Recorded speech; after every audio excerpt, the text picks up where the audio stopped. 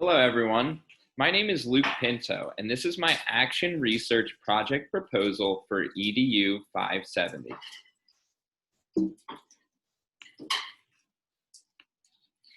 The topic of my research is socioeconomic status and the effect of academic achievement in elementary school students.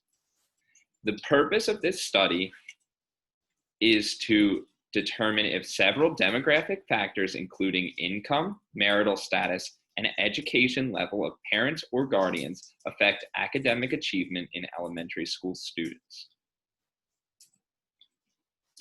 The methodology of my action research is to understand if there is a correlation between this socioeconomic status and student achievement in elementary school students. The research approach is a mixed methods, which is including both qualitative and quantitative data.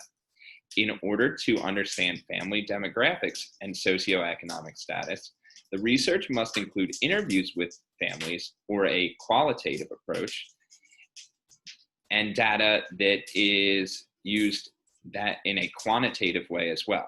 In addition, student assessment scores will be the quantitative data to link socioeconomic background and student achievement.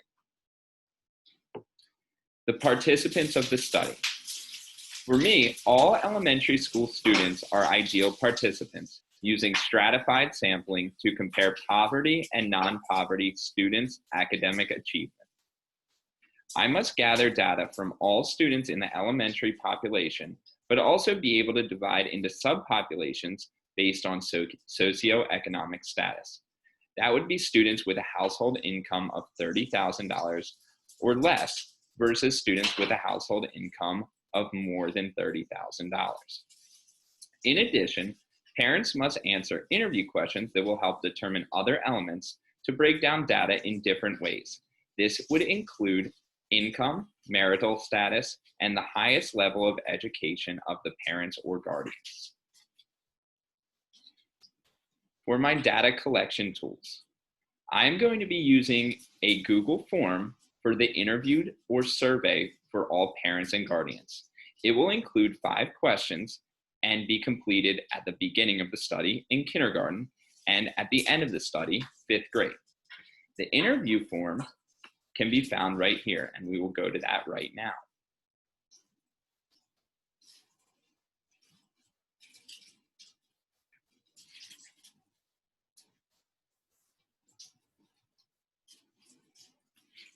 Now, my area of research. The first question is, what is the name of your child or children? This will not be made public for the research, but in order to compare student achievement with the answers to the interviews, we must have the student's name in this section. It will not be shared, and it is part of the consent form that it will not be shared. The next question is to describe your household. Are you a single household or a married household? The following question is total household income. I talked about the poverty level being $30,000 of a combined household income. However, I want to see if there is a difference as well between lower incomes than that and the level of poverty in which families live in. The fourth question is, what is your household's furthest level of education? So you can select did not graduate high school diploma, bachelor's, master's, or doctorate. The final question is, does your child have an IEP?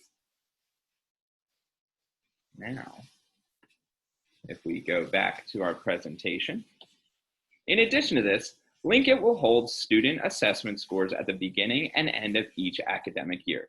This data will be used to graph student achievement throughout elementary school. Elementary school is a time where students are developing their brain as they grow, and it can be affected by socioeconomic status. This is a way to graph to see the achievement levels as they go through each grade. Linkit is a common district tool that teachers input the data and can organize it in many different ways.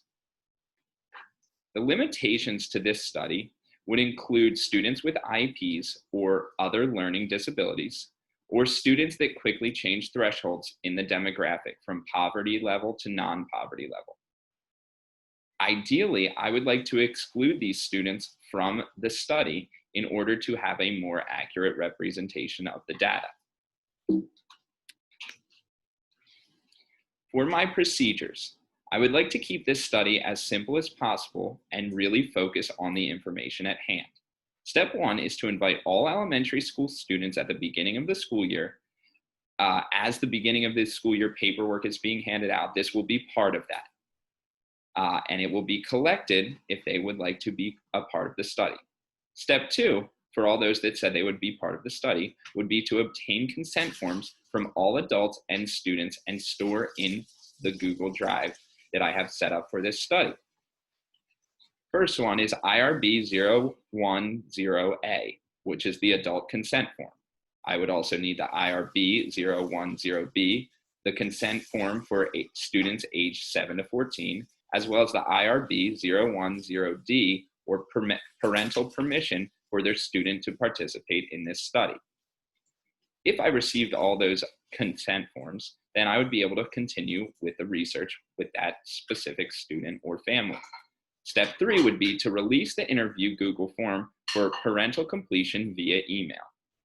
Step 4 is to collect Linkit assessment data from Linkit for each beginning of the year and end of year assessment, and continue to compile that data.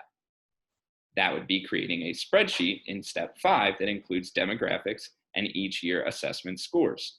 Step 6 would be to compare poverty level students with non-poverty level students each year, as well as the end of study or 5th grade. The goals of the research is for every student to be successful. Education should not be what you have, it should be the same for everyone. Technology has created a huge divide as well, along with the socioeconomic status. All students should be afforded the same resources and the same opportunities to learn. This improvement could make a difference in teaching as we continue to link academic achievement to socioeconomic status. The research may give us insight on critical factors like access to technology, stress, and level of performance. This investigation will determine the growth in technology and the factor socioeconomic status affects the equity in educational opportunities. Here is a list of my resources, and I hope you enjoyed my action research proposal. Thank you very much.